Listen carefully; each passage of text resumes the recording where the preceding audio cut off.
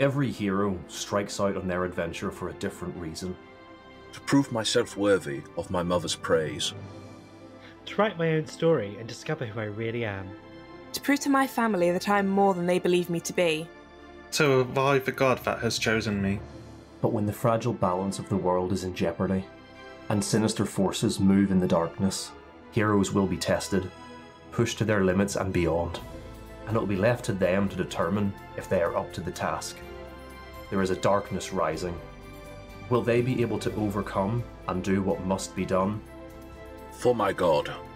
For my story. For my freedom. For the world. To restore the balance. Modified Role, Season 2, The Chronicles of Erin. New season, new campaign, new story.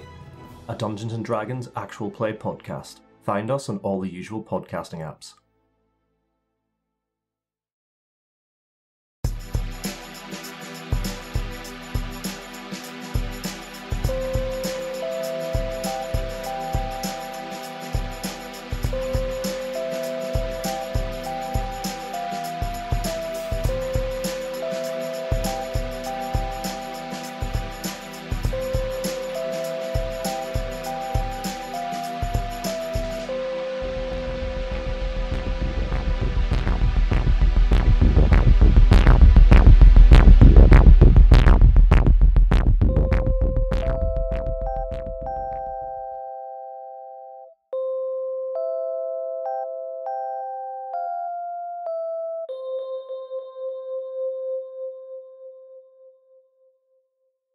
Life's a game, the world's a stage, and we are merely role players, where theatrical people play role-playing games. My name's Matt Boothman, I am your compere for this Backstage episode from the current Main House Vigil production. Hello, I'm Vicky. I am playing Renko the Flake, and you will last have heard me a very long time ago on Vigil Playtime. Hello, I'm Strat. I am playing Brier the Monstrous, and you'll have last heard that character in Cold Snap. Hello, I'm Chris Dargy. I'm playing Cameron Jarvis the Wronged, and you'll have last heard me in Cold Snap as well. Hi, I'm Helen.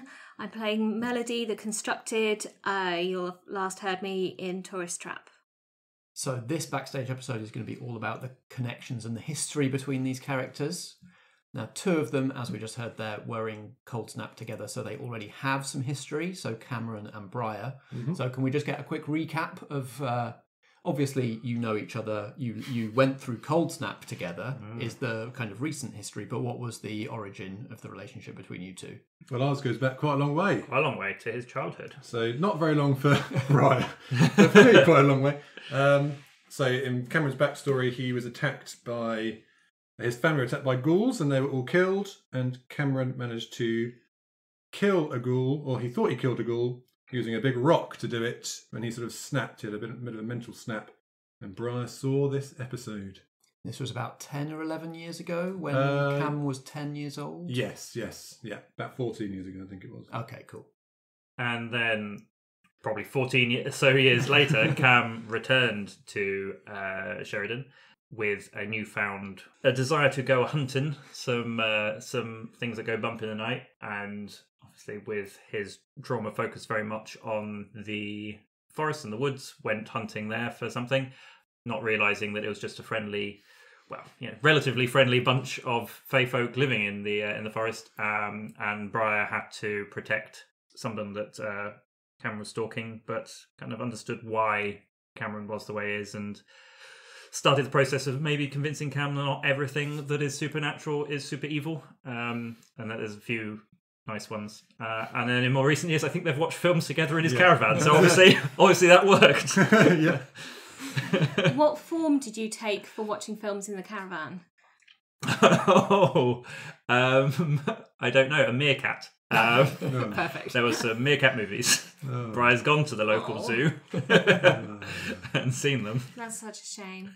Cameron's form was a frown.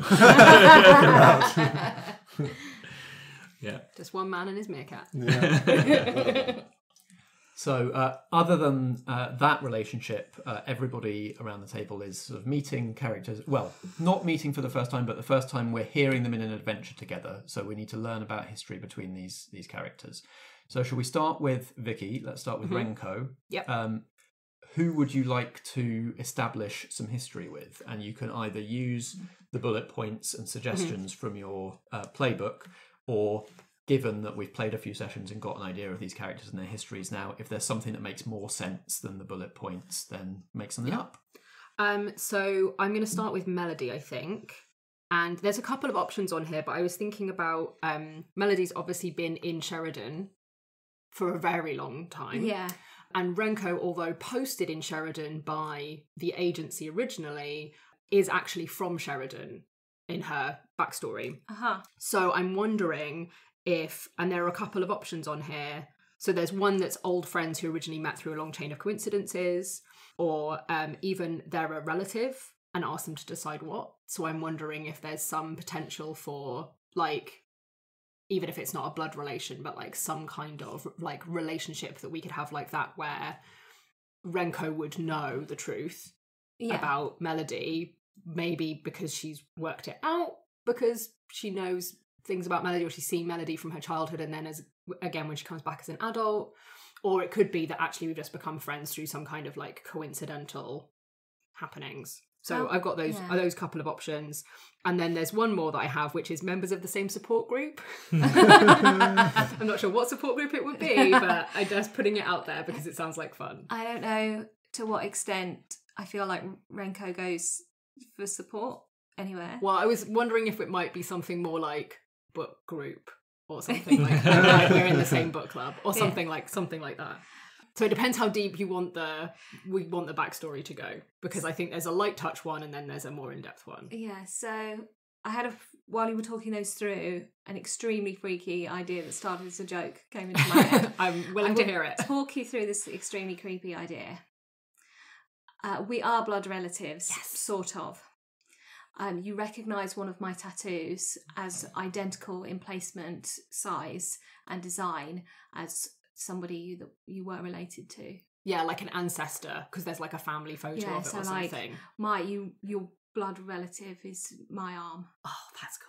Can we do that? Yeah. Yes, please. And that maybe would be how I would figure out that you're more than what you seem. Yes. Yes. Brilliant. I recognise that humorous. But that also gives you kind of a possible connection with the person that made Melody as well, because that person has somehow got hold of like the corpse of one of your relatives. Yeah, maybe. It also potentially ties to Percy and the Byrons, because we know that Renko's related to Percy as well.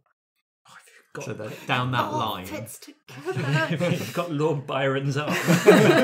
Well, maybe not, but let's not be hasty here. And it would be relatively sort of similar timeline. I'm trying to remember Melody's timeline, and history and keeping dates straight is not my strong suit. I think you were sort of created early 19th century, we decided. Yeah. So it would be an ancestor from around that time.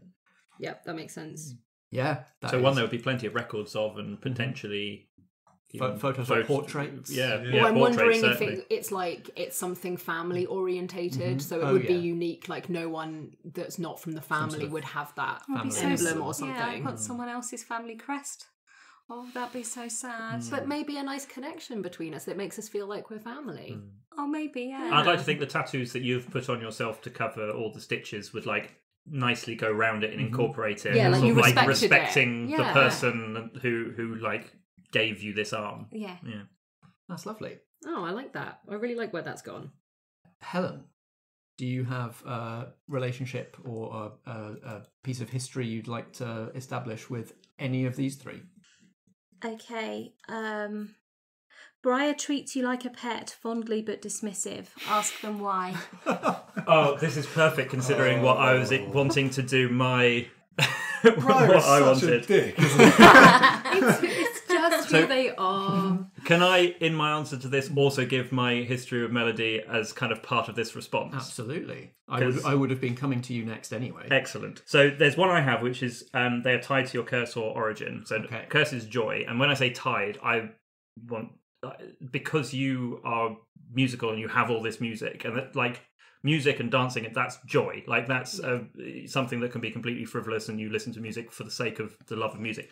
So I think when Brier wants to, like, take part of that joy and not the mischievous sort, but sort of like a more passive, just like baseline joy, they go to Melodies' shop and are curled up like a cat that lives there. And that way that cats treat humans, that's like they are there for food.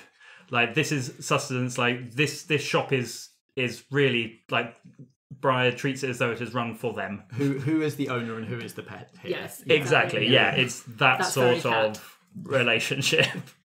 And now that Brier can pass through solid objects, this cat will just turn up. There's no keeping Brier out anymore. A cat is just there, and music will just start anytime, day or night.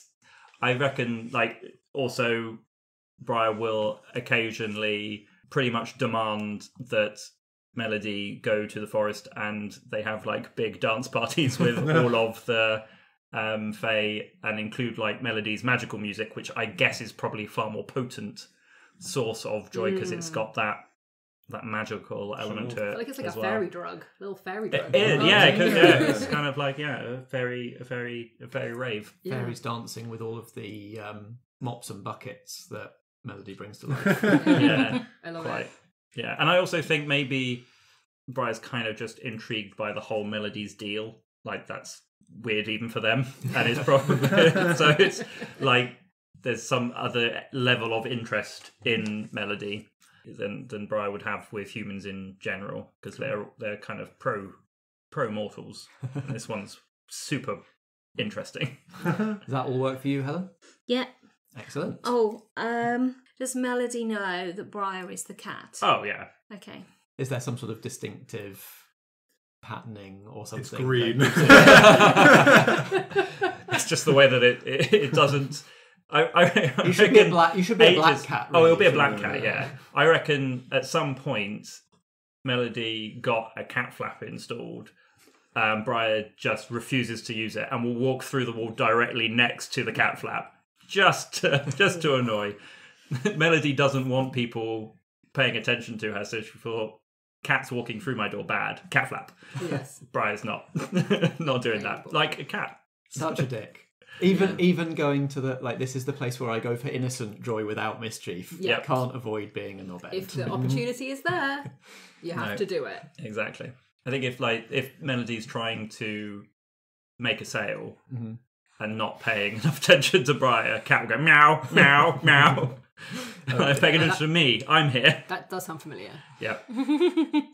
Starkey, Right. would you like to create some history with either Renko or Melody? Yeah, I'm going to go for Renko first, actually.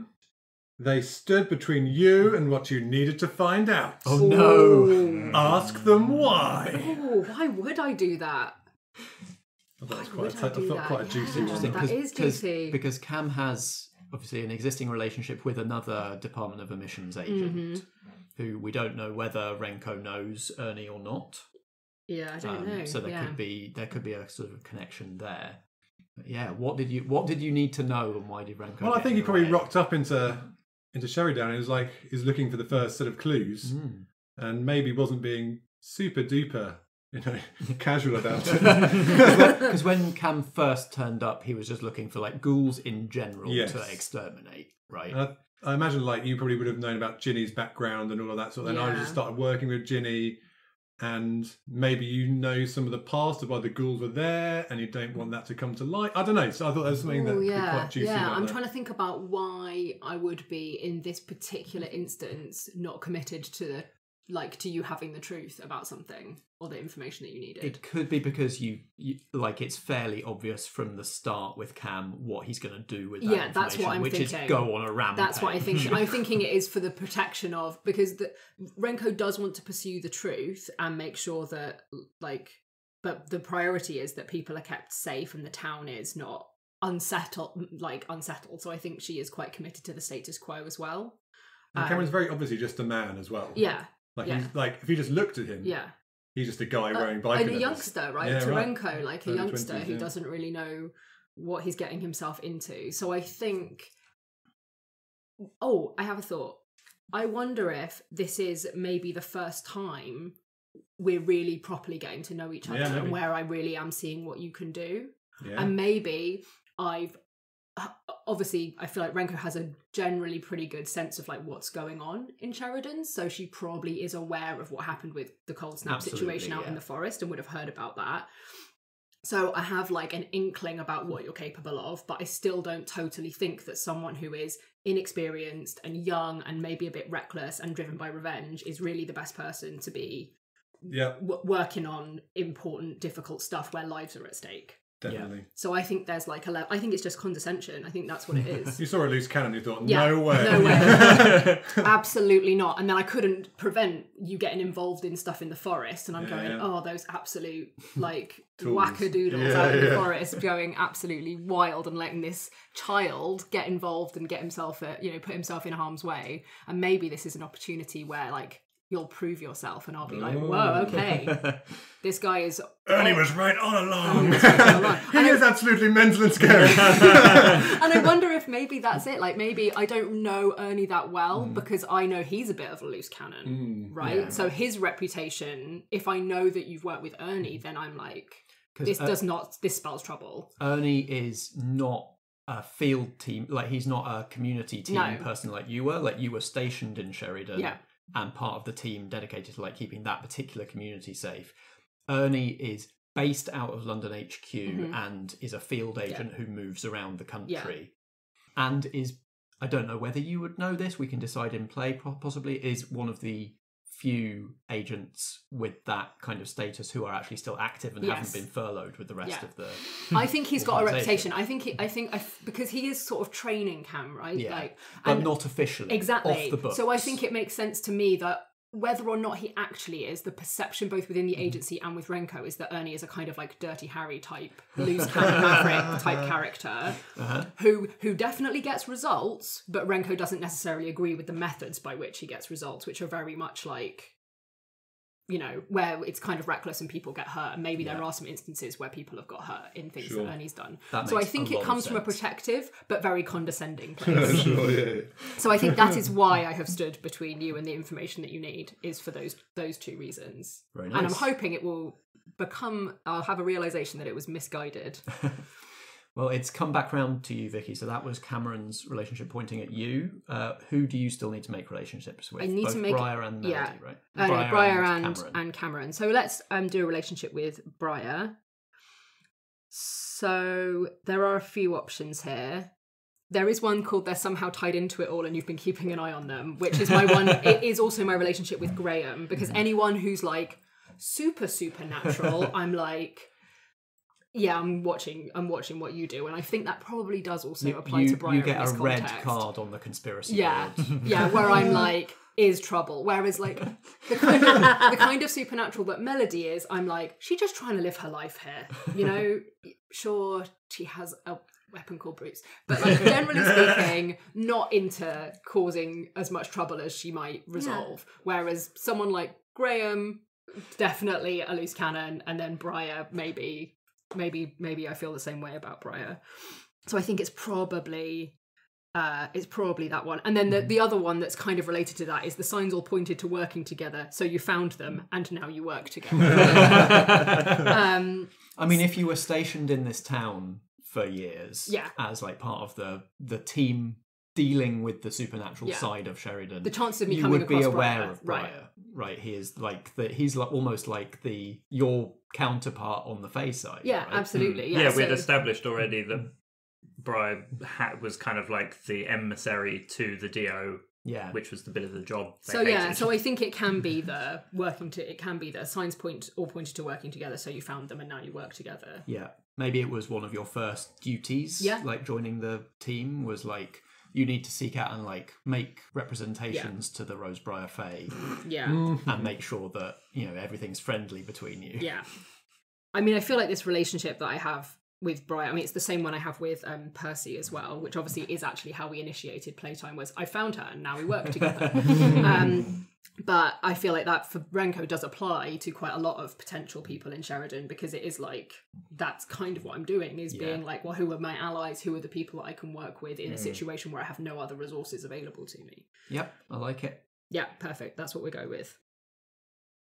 Helen. Okay, so Chris, this is the idea I had for Cameron. What the sheet says is you're a bit suspicious of them. But what I'm actually thinking is that I'm aware that you don't trust magical things, and that while I would like to not be odd, I am odd. So I'm equally unsure of how you feel about me. Sure.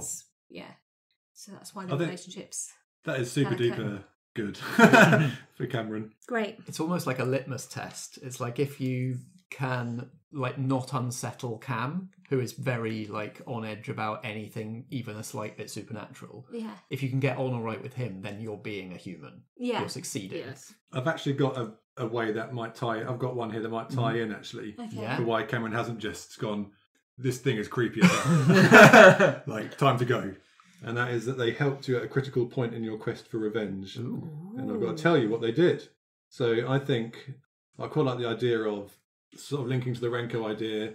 He rocked up at the early days and just got in too deep in a problem. Maybe he went into the forest or went somewhere else and got into a fight with a monster he was not prepared for or was not ready to fight and was heavily wounded. And Melody actually found him behind the cafe, slumped against the wall, bleeding out basically. And she brought him in and patched him up. And I was a bit too out of it at the time to notice that she was a bit weird. And then it wasn't until I'd sort of like recovered and woken up that actually was like, where am I? Who am I? Who is this? What is this? And then so like grudging like respect and totally appreciate the help. But still is like, it's like, but by the time you realised Melody was weird, you already owed her. Yeah, I was going to say, being indebted to something that fits your like description of the bad guys is difficult. And maybe also the first time that something supernatural has helped you with absolutely no reason to do so. Yeah, like there was nothing in it for Melody. Whereas if your other experiences have been Ginny, who's taking advantage of you in a shop, and Brier, who is your friend but also will just do whatever they please. It's that would have been a unique experience maybe with the supernatural. Yeah. So I think he's always sort of, if he's in Melody's company, he's definitely side-eyeing, like always knowing where she is around. But it's like, she's all right. At least you always know where most of her is. It's hard to keep an eye on all of them all the time. Yes. Does that work for you, Helen, as a pair Wonderful, of relationships? Great. Strat, what do you still need to sort out? Yeah. So I just need one for Renko. Yeah. Great. Did Renko grow up in Sheridan? She's Sheridan. Okay. So maybe then, and this kind of builds on what you were saying, I wonder whether, because Brier and the Fae obviously are always in the town making mischief. I wonder if, as a young child, Renko's first, there's a conspiracy, something is going on, was something very small with like fairies stealing milk or something. Yeah. Basic fairy shit. Yeah, making something really kind of tiny, classic, like kind of pixie mischief. The Fae and Brier kind of had a run-in with Renko. Maybe as a child, she sort of created fairy traps and managed to catch one of them.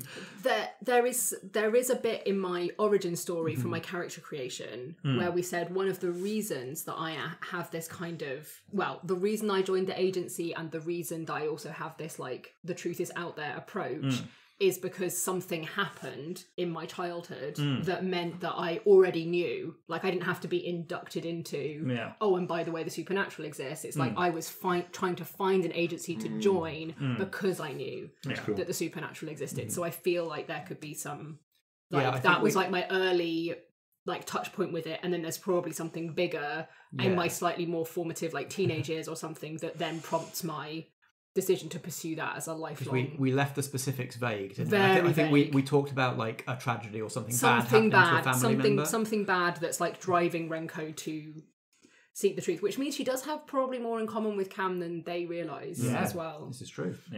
Yeah, I don't think the Fae would have done No. bad. I think but that would be me knowing it from childhood, and then maybe I get to my teenage years and I'm like, was that real or was that just a thing I made up when I was a kid? And then it's like I have these realizations and then I come back around and I'm like, oh my god, it was real the whole And then time. you go, yes, you're sent as the MC2, and Brier comes out. It's like, hey, you're the girl that trapped Ginger in that box. yeah, and I'm like, what are you doing back? Yeah, that was not a thing I made up as a game when I was 7 years old. Yeah, I was napping and I had to come and get him. You're just annoyed about such a pain. Yeah, I like that. And then later in life, Renko creates even more bureaucracy for you. You're just like, bane of my entire existence. Yeah, I guess that's kind of a made-up one. There is close relations or distant descendant, but this is just person from my past. Yes, I think that's good, yeah. Who still has relationships they need to form, I think? I need to make one for Cam.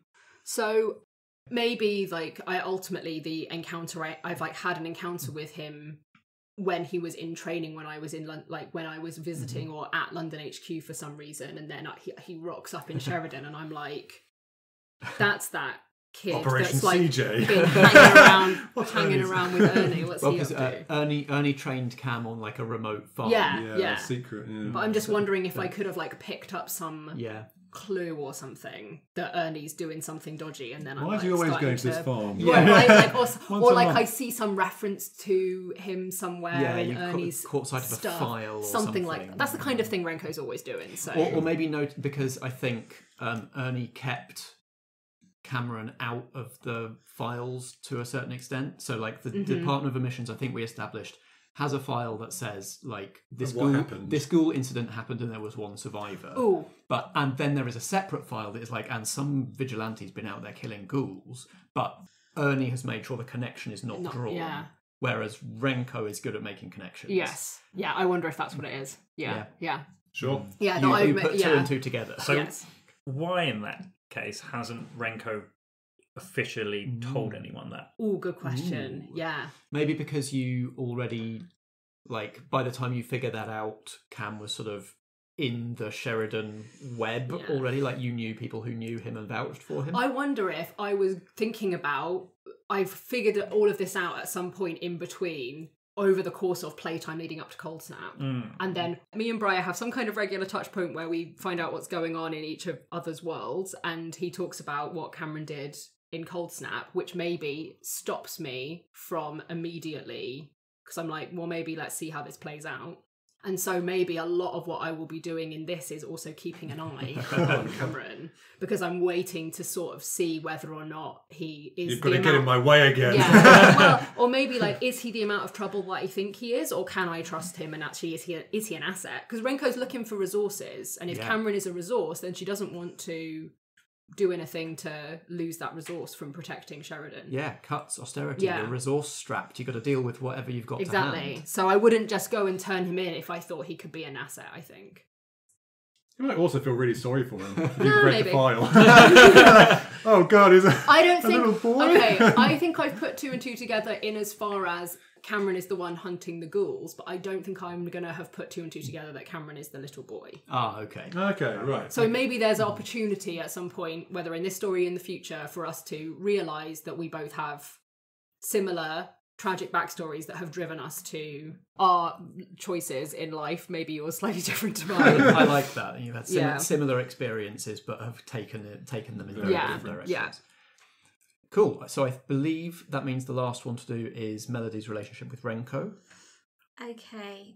What I've got, if this is okay, guilt over how I was created means that I want to protect her.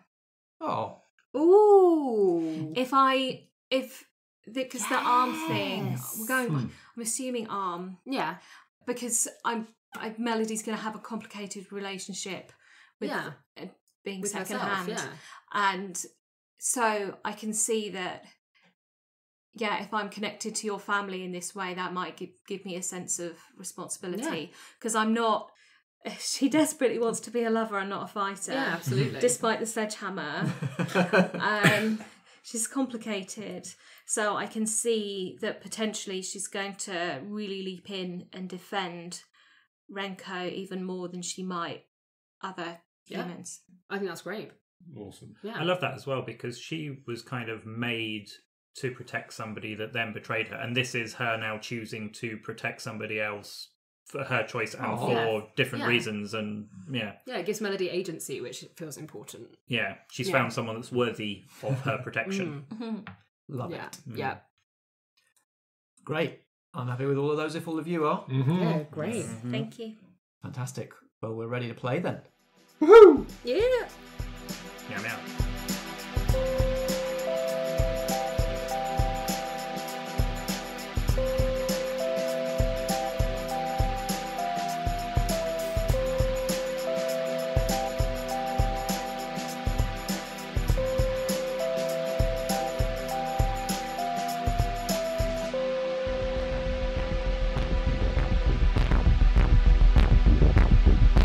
This has been Vigil, a main house production from Merely Roleplayers.